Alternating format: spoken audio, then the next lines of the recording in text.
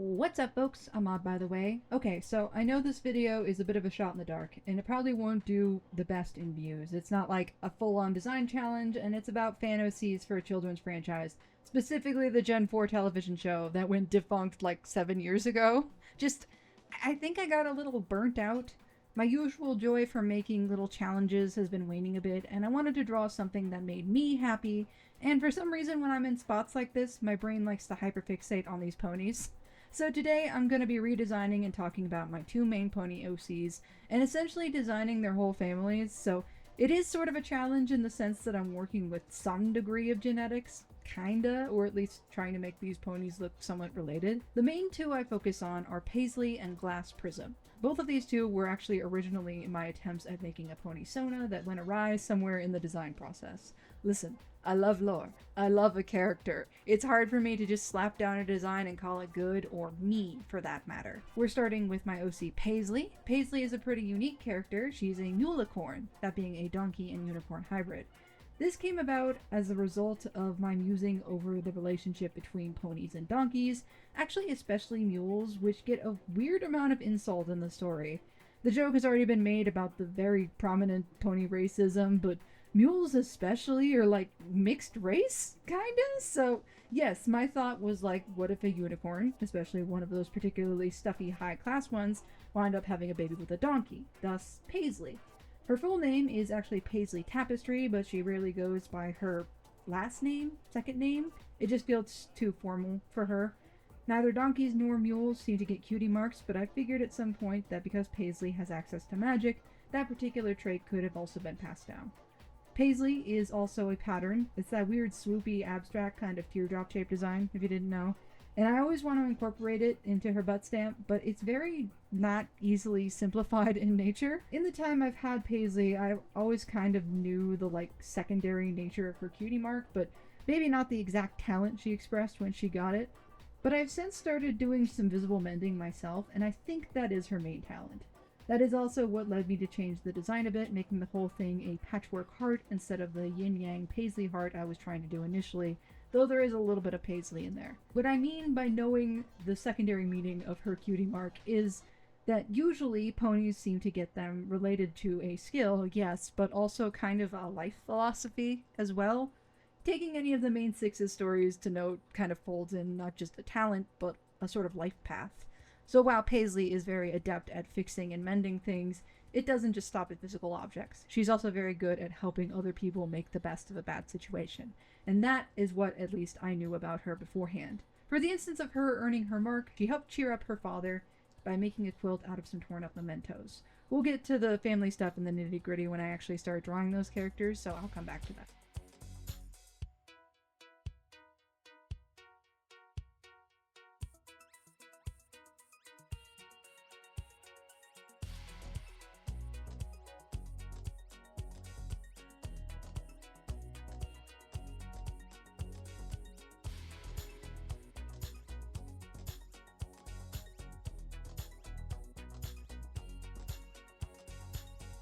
Glass Prism is much more close to being well depicted in the show style because she's a pretty standard unicorn, but she's also a mad scientist type. Her whole concept came from the idea of light refracting in a prism and creating a rainbow. I think the prisms are usually crystal, but Crystal Prism, while still very pony, didn't fit the vibe to me. I don't really like the name Crystal. To separate her from other rainbow designs, I went for cyan, yellow, and magenta stripes in her hair. Again, the initial idea for this was kind of a self-insert, and I always thought that it was cool to use the standard print colors, minus black here, I guess, to represent digital art. I've also called her my Pink Floyd, Pan Flag, and Toothpaste Pony as a bit, because I can't unsee any of those either. She essentially has partial pigmentation, so beside her hair stripe, her whole body is white. Apparently horses don't really express albinism though, or if they do, they don't live very long. In this case, though, we are dealing with magic ponies, so I think that's okay. Or I guess she could also be a very, very pale gray, and it's a recessive trait. You'll see why I say that when you meet her, folks. Dr. Glass Prism. She has earned that PPHD, Doctor to Pony Philosophy, so she is a doctor, damn it. Particularly specialized from the study of magic to light magic. Not like morally or physically light, but visually light. A lot of unicorns have colorful magic that resembles their eye color or matches their personality, But Glass has always had effectively clear or white magic. It was enough to get her bullied in school, so she was pretty insecure until she saw the white light refracted through a prism. Her magic wasn't bland, it was every color at once. Mustering the confidence to show this to her peers in school with her own magic earned Glass her cutie mark. She since studied both magic and science entwined, resulting in some interesting feats like magical laser and mapping a magic color spectrum. She's even expanded upon her father's research in infrared and other invisible spectrums. She tends to self-isolate a lot, though, and would spend days not speaking to another soul while conducting research until she met Paisley on a coffee run. She's fascinated by Paisley's rare disposition, especially since she can use magic. She brought on Paisley under the guise of an assistant job, given she could fiddle with her magic a bit, but Paisley seems to also insist that Glass is going to kill herself if she subsists on only coffee and all-nighters, and is all annoying about schedules and rest and socializing. Though Glass is also kind of getting used to having her around, maybe. On to the family drama. Okay, so maybe only Paisley really has it. I've somewhat drawn her parents in the past, but it's been years, and I have a little trouble really remembering what the original designs were. Glass's parents are a new addition here. I did start out by trying to sketch out as much as I could of the family trees on just the one file, so you'll see glimpses of characters to come and their names. After the sketch, I figured it might be better to have more individual files that I could just pull the finished versions out of, like I did with the girls, so I didn't wind up with like infinity layers on one document. Plus, it allowed me to get a little bit more detailed and shrink down the designs for the whole finished trees. We are starting with Paisley's.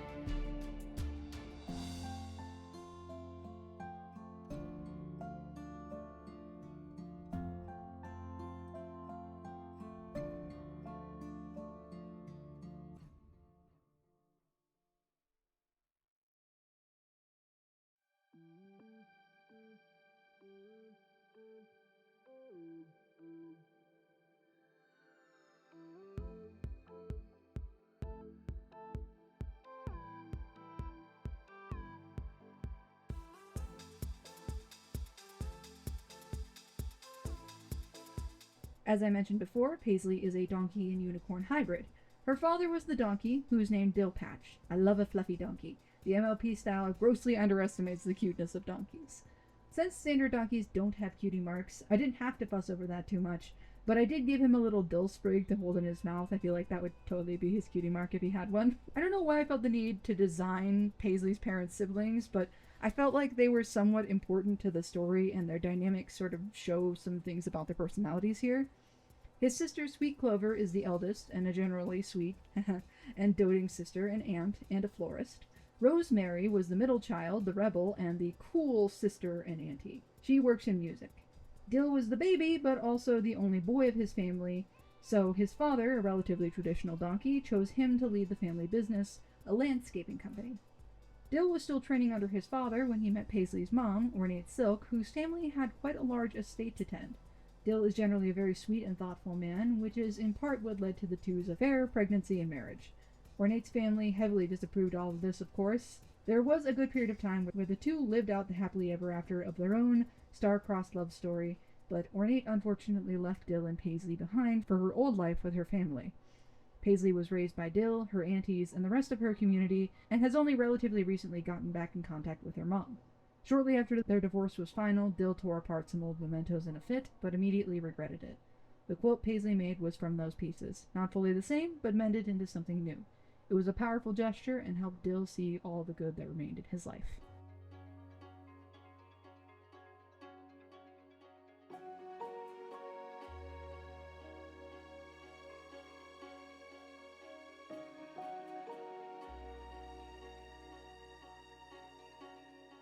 Then we have Paisley's mom, Ornate Silk, as introduced before. Ornate is the oft-forgotten middle child of a high-class textiles businessman, trapped between the eldest son and youngest daughter, who both begged way more attention. Her brother, Feather Boa, never really showed much interest in inheriting the company, but is favored nonetheless to eventually take over the estate. He's currently running his own business in entertainment through a cabaret. He's a bit of a bitch, but at least he's honest about it. The youngest daughter, Sheer Chiffon, is a menace of a socialite. She's quick to use doublespeak and talk behind other people's backs. She was regularly terrible to Ornate, but of course never really got in trouble with their father, who adored her. I made Feather Boa's cutie mark a boa kind of coiled up like a snake, and gave Sheer Chiffon a silk moth with ruffly chiffon-like wings. I initially kind of struggled on Sheer Chiffon's name. I just knew I wanted Chiffon because it sounded close to Chibon, so it works well as a name and reminds me of Succession, which makes me laugh. I also kind of struggled on Ornate's cutie mark. I could not remember what, if anything, I'd made it for. I don't know how readable it is, but I eventually made it a supported spindle. I just think they're neat. I also feel like it's something she could have used in some historical demo and fell in love with. Maybe she could act as a fashion historian of sorts, because I hadn't really thought of her talent and career much beforehand, but I think it also best kind of represents her tendency to romanticize things. Ornate was quick to fall for the very earnest and sweet gardener Dill. She initially imagined a more torrid affair, maybe to upset her family and grasp a bit of the attention for herself, but she realized she was in fact in love with this sweet donkey. Things obviously escalated when she and her family found out she was pregnant. She issued an ultimatum to her family: accept Dill and their child, or she'd leave, and they didn't even blink an eye. The two eloped and had baby Paisley, and were relatively happy for a few years. Dill was now the owner of the landscaping company, which was still relatively small, but able to provide for their little family, though he did work a lot. The mundane reality of it all started to eat at Ornate, though, not to mention the lifestyle she was initially used to was gone. There was this rush to the idea of making it, but the reality was much more difficult. She started trying to contact her family, maybe patch things up now that some time has passed, and they wound up offering their own ultimatum: come home or stay with the donkey and his kid. She chose the first option and left without a word to her husband or daughter. Ornate remarried to a unicorn she tolerates, and when he insisted they weren't getting any younger about 10 years later, she had her second child, Gravity Pull. In the modern storyline, Gravity is still a kid while Paisley is an adult. Paisley actually moved somewhat nearby with a kind of secondary motive to actually talk to her mom, but a lot of their interactions feel very conditional and make her insecure about her looks. Paisley does have a pretty good relationship with her half-sibling, though, and help them embrace their passion for skateboarding, of all things.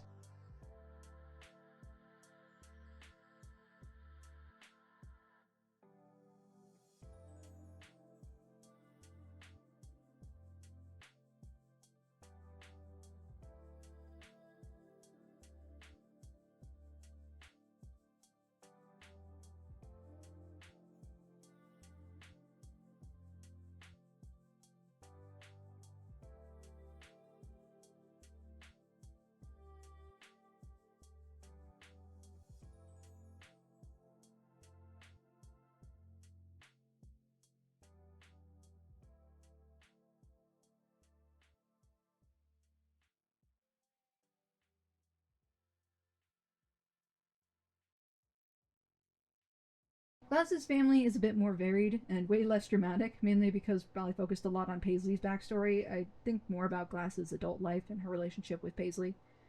Glass's parents are actually a Pegasus and a unicorn. The way I draw ponies is probably somewhere as close to the Gen 4 style as I can get with my own style, but I like adding little extra details. I like to think that a lot of, though probably not all, Pegasi are itty-bitty, so Glass got a tiny Pegasus dad. His name is Night Vision. I mentioned before that Glass was expanding upon his work, but just by name alone, it's probably easy to guess what he's into. You can also probably begin to see why I mentioned Glass's potential weird genetics. Both of her parents have a quite dark and vibrant color scheme. Knight is a bit of a mad scientist type, just like his daughter. Eccentric, daring, possibly part bat pony, not that those exist, right? Regardless, he's always felt a connection to the nighttime, but it's obviously hard to orient yourself at night while flying. He discovered a whole new invisible structure of light that he could see with, initially, a magically altered pair of glasses from a unicorn friend, but was eventually able to comprise a more accessible form of infrared using science. It was still very rudimentary, and vast improvements have been made since, but only thanks to Night Vision's original research. He himself still works on improvements and theories to this day.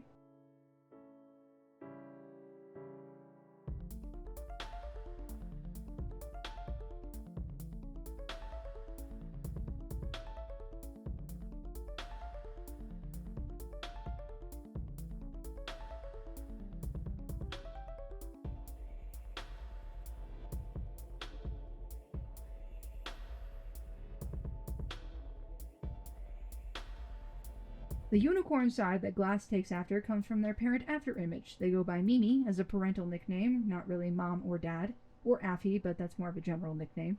I love an unexpected tall and small dynamic, and the very draft horse like unicorn was just so fun to think of. Glass obviously gets her smaller stature from her dad. I themed them after a dark room with the red light bulb as their cutie mark and a very red purple that almost looks like the shadows in red lighting. Affy comes from a very reclusive clan of unicorns who sympathized with Princess Luna and revered the night. Affy took an interest in photography, particularly aiming to capture nighttime scenes. Night Vision had been researching the area looking for the supposed group of dark nocturnal unicorns when the two met. Night showed them his love for infrared, and Affy was fascinated by the strange, almost glowing world that photography with it depicted. The two worked together on a lot of projects and eventually just were. They married and have 3 children, Moonbow, Jetstream, and of course, Glass Prism.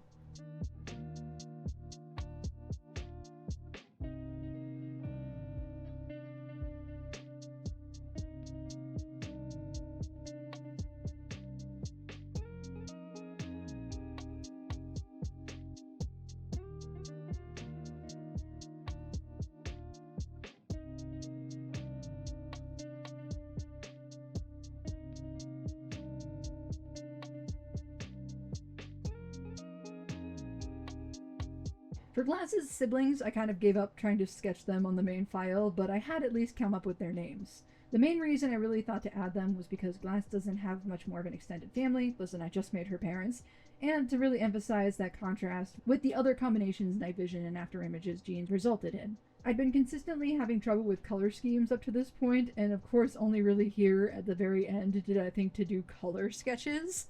I wanted to depict more color spectrum since that seems to be the vibe of this family, so for Moonbow, I went for a pale RGB rainbow alongside a very dark base color, basically black. She probably looks awesome in blacklight. I mean, she's awesome as is. For Jetstream, I decided to go for a weather Doppler sort of color scheme for their hair, and sort of a soft storm cloud body color with the lighter markings. These two take much more after their Mimi with their big fluffy hooves. Moonbow, being both big and lanky, doesn't really seem like the ideal flyer by Pegasi's usual high-speed standards, but she's still quite adept and graceful, if a little slow. Her heavy down and long fur actually make it much easier for her to fly at altitudes other Pegasi start to wane because of the cold. She earned her cutie mark after being the only one able to fly to the top of a mountain to find a lost classmate, and the two witnessed a rare moonbow no one else below the clouds was able to see. A pony with the name Jetstream seems like they would be a Pegasus, but no. Instead, Jetstream was named for their cloud-like features and also attributes their name to their interest in the weather. Beyond the Pegasus-controlled cloudscapes of Equestria, the weather seems weird and unpredictable, but growing up with scientist parents just meant that it was an unanswered question. They knew the Pegasi had to use certain temperatures to create weather, and their father had already done some, though minimal, research into heat signatures. When they tracked these in the zones outside of the Pegasi's influence, Jetstream was able to recognize the same patterns, sometimes even before the storms came. They were able to alert the Pegasi that a town too close to one of these areas was about to be hit by a massive storm, which is what earned them their cutie mark. Now they use a number of different weather indicators on their own Doppler system that is much more accurate, and act as a meteorologist for a number of areas outside of Equestria, or even consulting with the Pegasi sometimes. Glass's whole family has a lot of their own things going on, obviously, and they all have that lovely tendency to isolate, so though Glass doesn't have a bad relationship with their family, she's not close with them by any means either, not like Paisley is with her dad. Occasionally, Glass's siblings will check in, and she's collaborated a lot with her dad. The two even have a bit of a cheeky rivalry in the science sphere. Affy is Affy, and though loving, is also a very reserved type. It's emotional constipation all the way down, but they do love each other.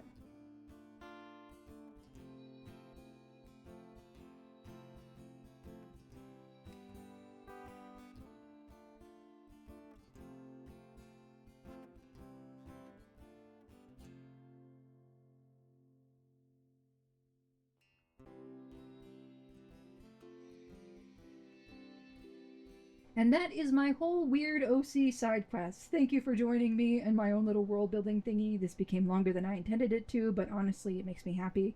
Not a lot of my OCs have as much direct family lore as this. I also love how Glass's family came out. I hadn't really thought of them before, so it was just like making some new OCs for my OC. I think that I love Moonbow's design especially, and Jetstream's hair. I am of course biased to my girls though, and I'm happy to have new references for them, as well as a number of family members to make art fight pages for to link to now, I guess. Let me know what you think in the comments, as well as any other art stuff you'd like to see me do in the future. Should I reserve a series for OC apps? Probably going to anyway, not gonna lie, but I still enjoy the input. At that though, I will finally leave this here, and I will see y'all next time.